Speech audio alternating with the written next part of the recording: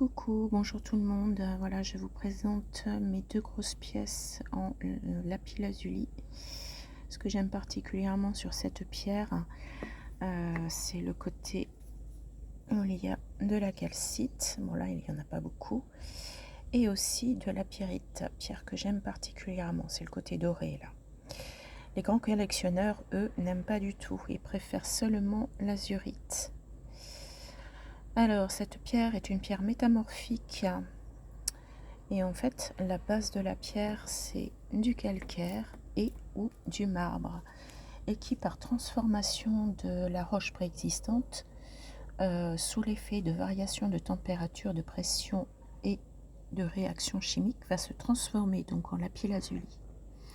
C'est un dépôt de sédiments à la base qui se compacte et se transforme en calcaire ou en marbre. Et tout ça, c'est par les forces des plaques tectoniques.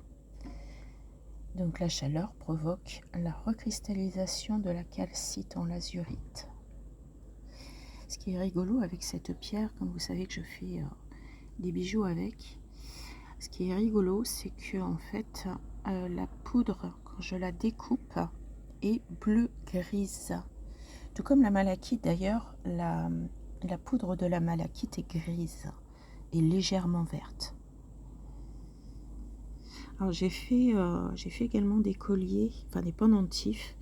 Bon, j'en ai vendu la moitié déjà. Et donc ça me permet de savoir au niveau de la découpe. Alors en litho, on l'appelle la voûte céleste, sa force sacrée. Donc voilà, écoutez, moi celle que je préfère, c'est celle-là. Je la trouve vraiment très belle. Je ne sais plus le poids qu'elle fait, mais c'est assez lourd. Regardez-moi cette beauté. Pas beaucoup de pierres que j'aime pas, remarque. Voilà, petite présentation du lapis lazuli.